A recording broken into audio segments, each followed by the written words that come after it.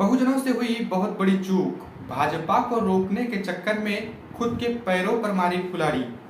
जय साथियों, मैं सागर ननीर और आप देख रहे हैं प्रबुद्ध भारत टीवी। अगर आपने हमारे चैनल को अब तक सब्सक्राइब नहीं किया है तो कृपया हमारे चैनल को सब्सक्राइब करें और बेल आइकन को दबाकर ऑल पर क्लिक करें।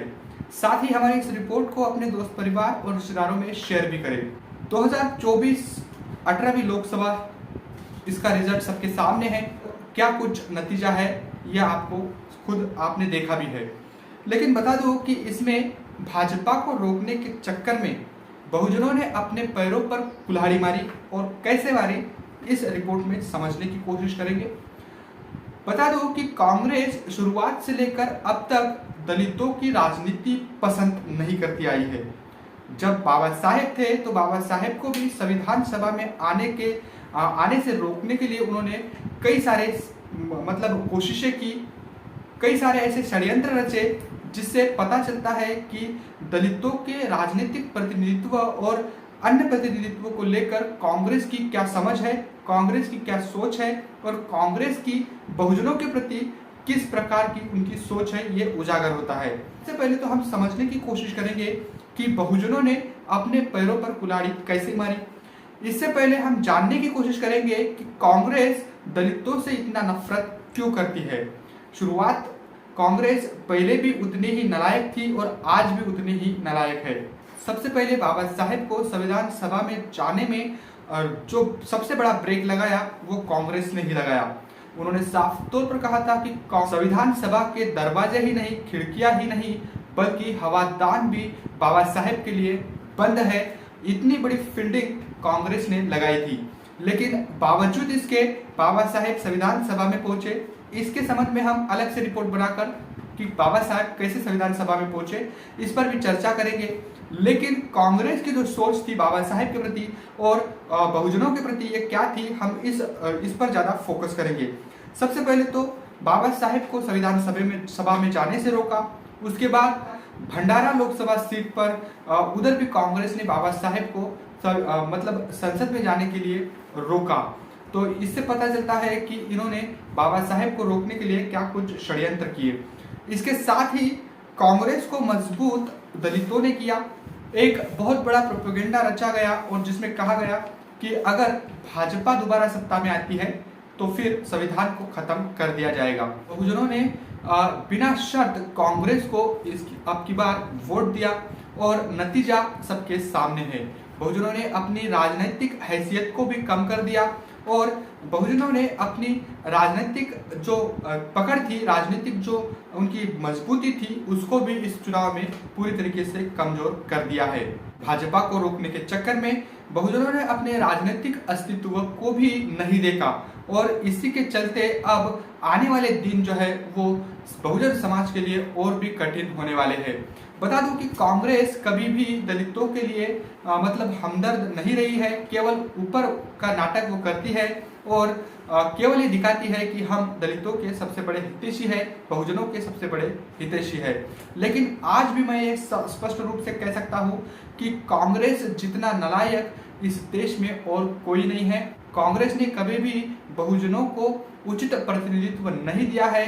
जब देश स्वतंत्र हुआ तब से लेकर आज तक न कांग्रेस तब दलितों के प्रति सहमत थी और ना ही आज और ना ही भविष्य में कभी होने वाली है। अगर ऐसा होता तो आज जो रिजल्ट सामने आया है उसका चित्र, उसका परिणाम कुछ और होता, क्योंकि अगर इसमें सभी दलों को बहुजनों के शामिल किया गया होता। इसके साथ ही दलितों की जो सोच है ये भी इसमें सबसे बड़ा कारण है।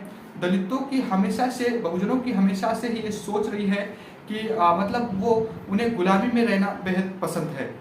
दूसरों की चाकरी करना, दूसरों के सामने हाथ फैलाना और दूसरों की गुलामी करना, ये भी एक बहुत बड़ा कारण है बहुजनों का। वो खुद की जो लीडरशिप है इसको कभी भी पसंद नहीं करते हैं।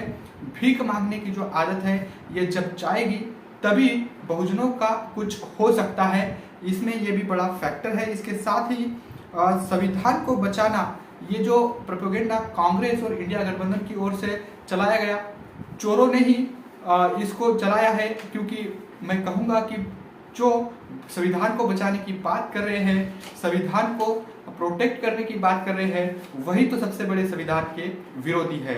लेकिन ये बात फैलाई गई कि भाजपा अगर दोबारा सत्ता में आती है तो फिर संविधान खतरे में आ जाएगा।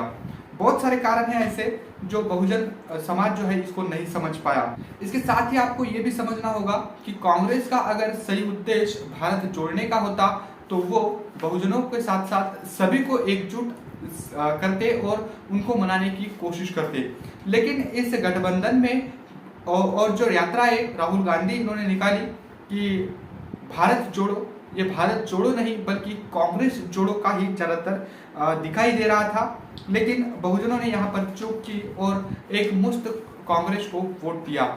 ये भी नहीं सोचा कि खुद के अस्तित्व का क्या होगा और आने वाले समय में बहुजन राजनीति जो है वो इसकी करवट ये क्या लेगी और इसका अस्तित्व भविष्य में कैसा होगा। इन तमाम बातों पर जो है बहुजनों ने सोचा नहीं और खुद के पैरों पर कुल्हाड़ी इन्होंने मारी है।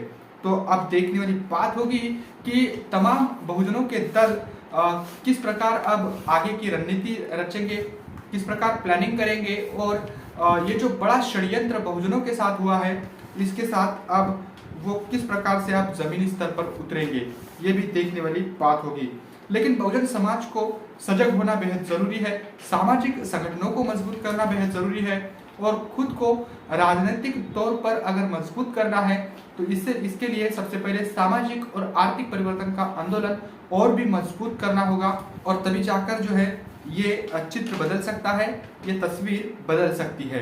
तो फिलहाल जो है सबसे बड़े कारण यही रहे हैं कि अपने राजनीतिक अस्तित्व को ये नहीं समझ पाए, बचाने में वो कामयाब नहीं रहा बहुजन समाज। इसके साथ ही दलितों की जो सोच है वो अभी भी गुलामी से ऊपर उठने की नहीं बनी है और इसके साथ ही बहुजन आंदोलन के प्रति ये जागरूक नहीं है। तो ये तमाम बातें जो है ये बहुजन समाज को सोचनी होगी, इस पर खुद चिंतन करना होगा, इस पर रिसर्च करनी होगी और तब जाके बहुजनों का जो कुछ हो सकता है राजनीति में और सामाजिक क्षेत्र में भी। तो कांग्रेस का मुख्य उद्देश्य भारत जोड़ो का नहीं, कांग्रेस को जोड़ने का था और इसके साथ ही इन तमाम षड्यंत्रों को समझने में बहुजन समाज ने भूल की। लेकिन अब अगर आगे बहुजन समाज नहीं संभला तो ये परिणाम और भी गंभीर हो सकते हैं और इसका परिणाम जब होगा तो इसका खामियाजा भी बहुजन समाज को भुगतना पड़ेगा। तो फिलहाल बहुजन समाज ने जो खुद के पैरों पर कुल्हाड़ी मारी तो ये घाव अब कैसे भरेगा ये तो आने वाला वक्त ही बताएगा। लेकिन इसमें और भी क्या क्या कारण हो सकते हैं आप कमेंट करके हमें जरूर बताएगा। हम अगली रिपोर्ट में इसको कवर करने की कोशिश करेंगे।